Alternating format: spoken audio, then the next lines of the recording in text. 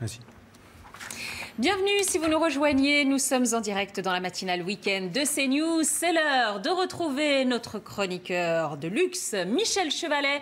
Bonjour Michel, vous êtes en direct de la Porte de Versailles. C'est le dernier jour du salon Vivatech où se dessine le monde de demain. Alors Michel, vous allez nous présenter une innovation dans le domaine de la mobilité, mais sur l'eau. Racontez-nous. Eh oui, vous avez raison. Ici, on dessine le monde de demain. Alors, il est question de start-up, de lab.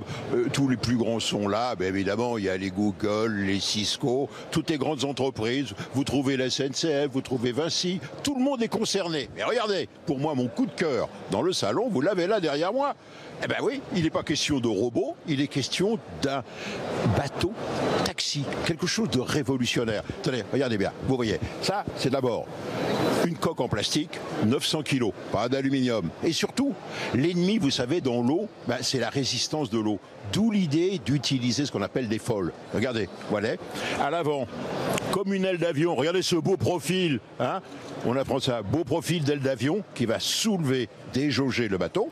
La même chose, vous l'avez à l'arrière, avec également une aile d'avion qui va le soulever dès qu'il va prendre de la vitesse.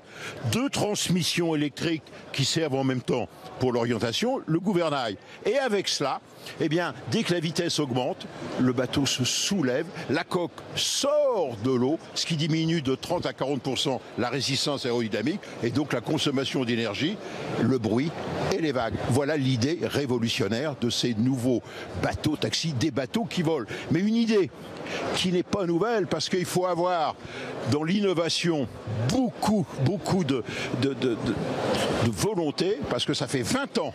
Et je l'ai connu à ce moment-là, qu'Alain Thébault, qui est l'homme qui a fait l'hydroptère, qui a battu... C'est ça, avec Eric Tabarly, il y a 25 ans, on voulait faire voler les bateaux.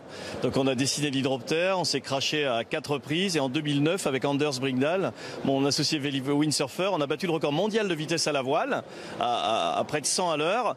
Et puis je souhaitais traverser le Pacifique. Donc il y a 2 ans, j'ai traversé entre Los Angeles et Hawaï. Et en arrivant, mes filles sur le ponton à Hawaï me disent « Papa, c'est bien de vouloir toujours être le plus rapide, mais est-ce que tu pourrais faire voler tout le monde ?» Donc j'ai pris mon petit cahier vert et j'ai dessiné le bubble. Et voilà, le Sea Bubble, la bulle de la mer. Alors, comme on est tout de même le salon des nouvelles technologies, Alain, il y a Anaïs est équipée, vous voyez, en réalité virtuelle avec son casque, et regardez ce qu'elle voit, c'est-à-dire qu'il va y avoir sur la Seine, à hauteur de la gare d'Orsay, donc un dock sur lequel seront les bateaux taxis que l'on pourra, à l'aide de notre smartphone, réserver. Absolument. Entre le 20 et le 30 septembre, nous aurons 4 Sea Bubble au pied du musée d'Orsay. Donc 4 Sea Bubble, hein, vous prenez votre iPhone, vous le commandez, et ensuite, donc, c'est qu'une application type Uber ou VTC. Voilà, dans toutes les villes du monde, parce qu'on a des demandes du monde entier aujourd'hui, hein, c'est vrai à Dubaï, San Francisco, Miami, il y a 15 villes en Inde qui veulent des bubbles.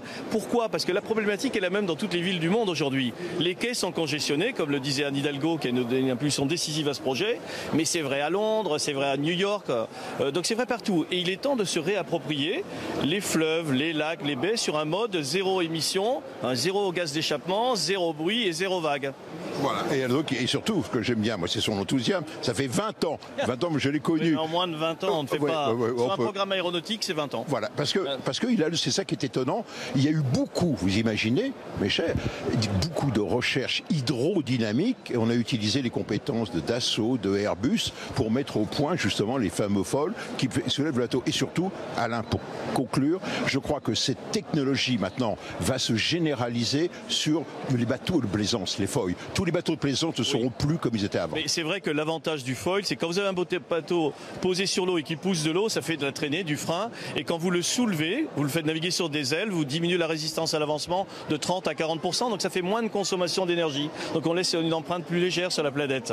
Et ben voilà. Et surtout, vous voyez, son enthousiasme, c'est un Français qui réussit. Et surtout, c'est une réussite mondiale. Ça méritait d'être salué à ce Vivatech. Salut les amis. Michel. Salut Michel. Salut Michel, un grand bravo à votre invité et bravo à vous donc en direct de ce salon Vivatech qui s'achève aujourd'hui. Nous on se retrouve dans quelques secondes avec la météo et votre journal.